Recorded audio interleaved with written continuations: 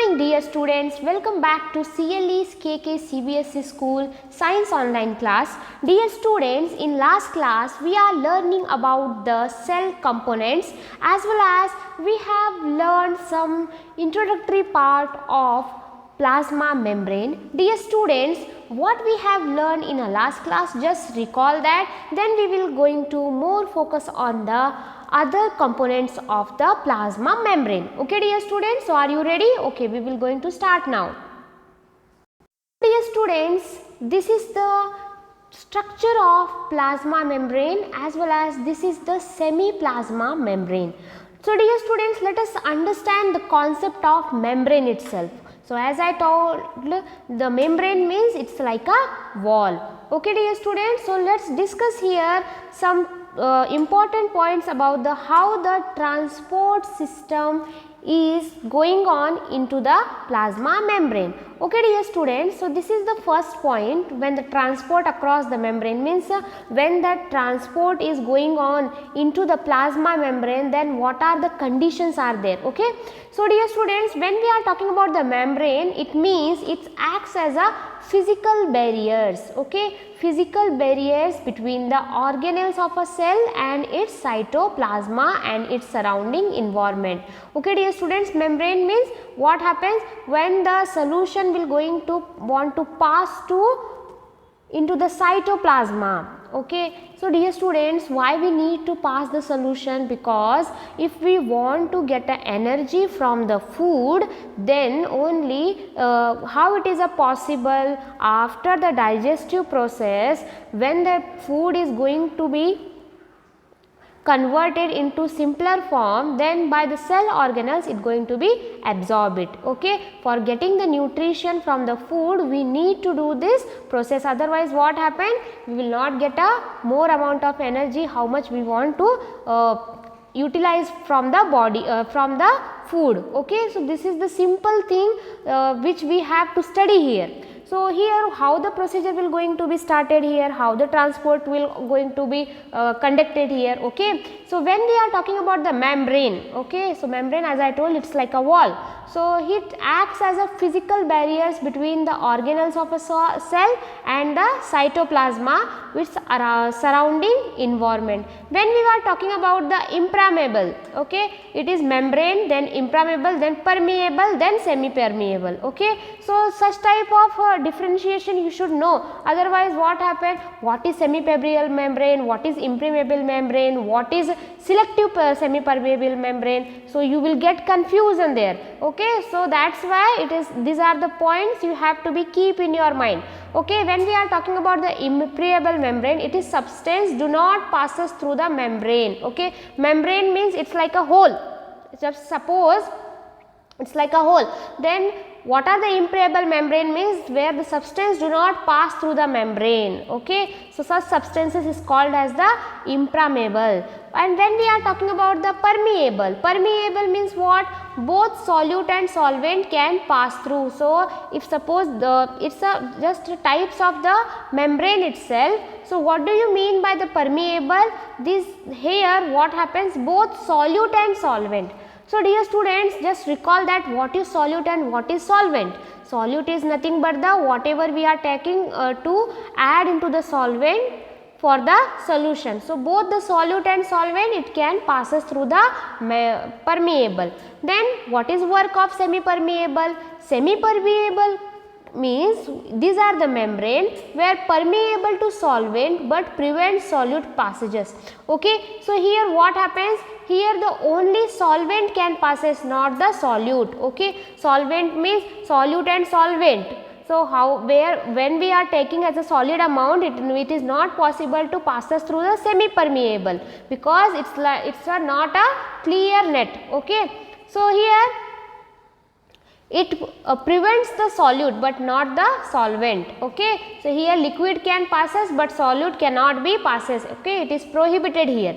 Next is the selectively permeable. When we are talking about the selectively permeable means if membrane allows the passage of solvent, of suppose the membrane is ready or allowed to pass the solvent, then some of the selected solutes itself it going to be passes here. Means suppose the big concrete, just you can take a filtration amount itself. Suppose you the larger concrete, it will going to be separated here there, and the smallest particle it will going to be allows to passes through the selectively permeable. Okay, so these are some key points that you have to be keep in your mind when the transport crosses the membrane. Okay, when the in the plasma membrane, it is allows to the solution or the solvent whether it should be go or it should be exist to the body or not.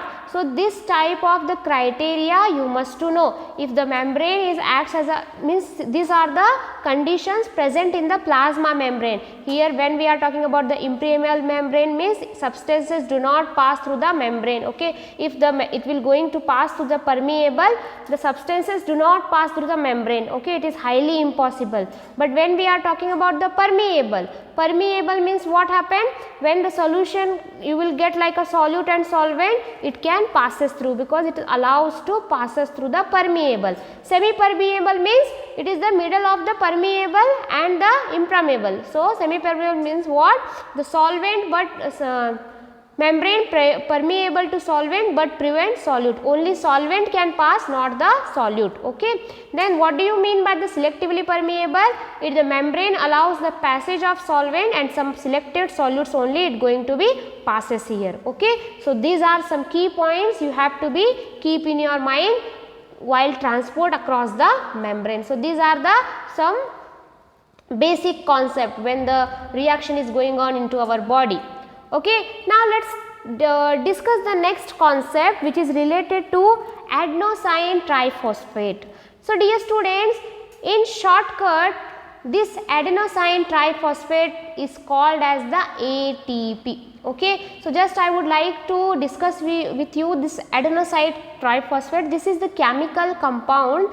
It is an organic compound. Okay, it is not an inorganic, it is an organic compound and hydrotrope that provides energy to drive many processes in the living cell. Okay, for getting the energy into the living cells, this is the chemical compound, organic chemical compound such as a muscle contraction, nerve impulse, propagation, condensate dissolution and the chemical synthesis. So this is the chemical compound which is a provides energy to derive the processes in the living cells. Okay, so keep in your mind what do you mean by adenosine triphosphate. It is nothing but the ATP. Okay, let us discuss this adenosine phosphate. Okay, how it going to be passes through in our living cells. So here the concept active and passive transport. Okay, so here in the plasma membrane, how the transport occurs in the active and passive manner. So substance may pass across the membrane without or with expenditure of energy. Okay, the substance may pass across the membrane without or with expenditure of energy. Sometimes what happens, the substance can pass very easily, they do not require any energy. Okay, they do not require any expenditure of energy, it can passes easily. Then next is the, what do you mean by the active transport? Means substances pass the membrane with consuming ATP. Okay, as I told, adenosine triphosphate, it passes through the active transport, but how? With consuming energy. Okay, how it is passing? With consuming energy. Then what do you mean by the passive transport substances? It passes the membrane without consuming ATP. Okay, when the passive transport occurs, okay, when the passive transport occurs, what happens? Here we are not going to get a energy from the ATP without consuming ATP. When we are going to discuss the bulk transport, these are the types of the transport in the living cells. Okay, so this much differentiation you must to know. The bulk transport, the large amounts of substance and food particles across the plasma membrane. So what happens? The amount of substance, large amount of substance, food particles across the plasma membrane, it is called as a bulk transport.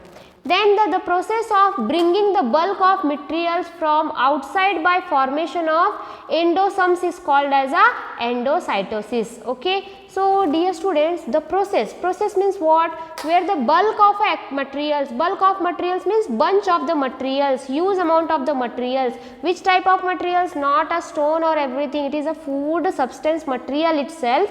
Okay. So this is the process of bringing the bulk of materials. Okay, bringing the bulk of materials from outside by the formation. Okay, from the outside by the formation means it is not related to there itself, it is the formation from the outside by the process is called as the endosomes, or you can call it as a endocytosis. Okay, this is the endocytosis process. So what is the endocytosis process? Means the process of bringing the bulk of materials, bunch of materials. Okay, and the bulk expansion of materials as in secretion and excretion is called as a exocytosis. Okay, it is the exocytosis or exocytosis. Okay, so it is the endocytosis and the exocytosis.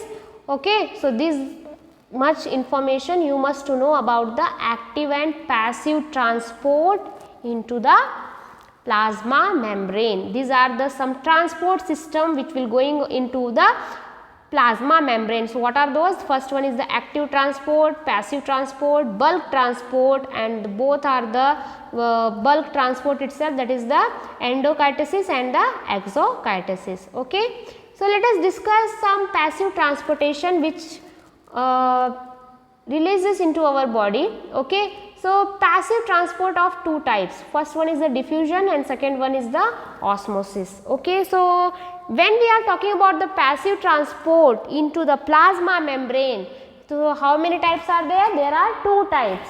So first one is the diffusion. What do you mean by diffusion here? So it means the material is going to be diffused here. Okay, the name indicate itself is going to be say that it is diffusing here. So the process of movement of substances. Okay, movement of a substances where solid, liquid or gas, any type of the substances from the region of higher concentration to the region of lower concentration. Okay. So dear students, when we are talking about the diffuse means the movement of the any particle, it should be diffuse it. So automatically if the movement of the particle is higher in nature, it should be diffuse it. So that's why it is called as a diffusion. Diffuse means you have to be taken out into the lower form. Okay. So the diffusion is nothing but the process of where the substance like a solid, liquid and the gas, it should be getting out higher concentration to the lower concentration till spread uniformly in the given space is called as the diffusion. So just keep in your mind what is diffusion? Higher concentration to the lower concentration. Okay dear students, so this is the diffusion. So just you can see here when we are talking about the diffusion in the solutions, this solvent moves by concentration gradient. Okay, so it's having a high in nature, but when we are going to be applying the diffusion, so you can see here how the molecules are becomes as a very shant, or you can say very calm. So it means the higher the region of higher concentration decreases to the lower concentration. So this is the passive transport. So let us understand the osmosis concept. Okay. So before going to the osmosis concept, let's discuss the importance of diffusion. So dear students, when we are talking about the diffusion, what is the main importance in our body? That is helps in a spread of different substances throughout cytoplasm of a cell. Okay, so diffusion process where the higher concentration should be goes to the lower concentration. So it helps out to different substances throughout the cytoplasm of a cell. And next is it is a another type of diffusion we can call as the osmosis. So osmosis is a type of diffusion where only solvent is allowed to diffuse. So dear students, keep in your mind when the diffusion process is occurs, so any one of the materials can use there like a solid, liquid or gas. But when we are talking about the osmosis into the living cells, so here only the solvent is allowed to diffuse. Okay. And diffusion also helps in the exchange of respiratory gases between the cells and their environment. So whatever gases we are interchanging from atmosphere to inorganic cells, like outing the carbon dioxide, taking of the oxygen, how it is possible? It is possible due to the diffusion process itself, because it helps to exchange of respiratory gases. Keep in your mind, dear students, the question can be asked. Okay. The next is the transpiration or is diffusion process. So again the transpiration process is also a diffusion process itself. Flowers spread aroma through diffusion to attract insects and other animals for pollination. So flowers spreading the aroma, how it is possible? Due to the diffusion process itself. Okay. So these are the some importance of diffusion process in our with living organism. Okay.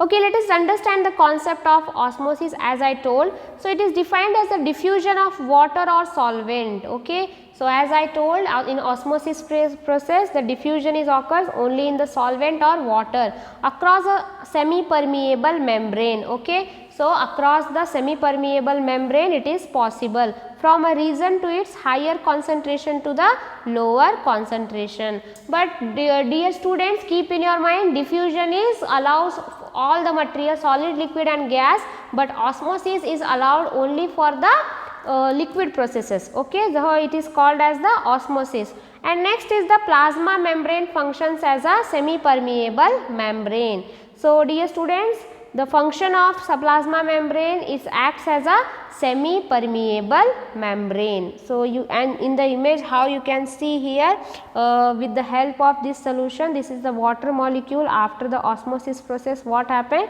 The spreading of the across the molecule. Okay. So this is one of the concept of osmosis, where the diffusion of water or solvent is across the semi-permeable membrane from higher region to the another region. So this is called as the osmosis. Let us understand the concept and difference between the osmosis and the diffusion. So dear students, when we are talking about the diffusion and osmosis, first thing as I told, it can take place in only solid, liquid and the gases, whereas in osmosis it takes place only in the liquid medium. Okay. It is places in only the liquid medium. It does not require involve any semi-permeable membrane. So how the diffusion process is occurs?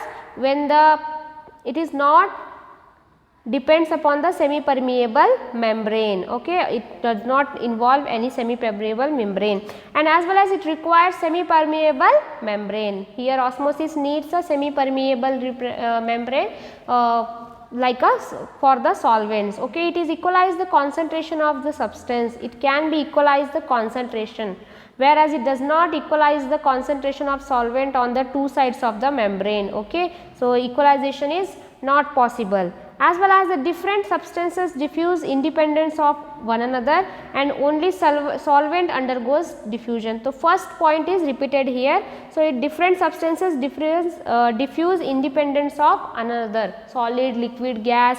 So different types of the substances diffuses the different types of the diffusion process, but in the solvent it undergoes only in the liquid form. Last one is the diffusion is not much influenced by the presence of other substances. Any one of the substance, the diffusion may not be going to be affected here. Okay, because it is applicable for all the material, solid, liquid and the gas. Okay, but in the osmosis it is influenced by the concentration type of the solid particles. It depends upon the solid particles of the semi-permeable membrane in the living cells. Okay. So these are the some key points to remember when we are talking about the plasma membrane. This is the large concept you must to know about the active transport, passive transport, as well as you must to know the osmosis process, diffusion process. So these are some key points you have to be keep in your mind. So in next class, dear students, we are going to discuss the next components of a cell. Already we have completed till now the plasma membrane. In next class we are going to enter into next components of the cell. So dear students, let's meet in the next class. Have a good day. Bye bye.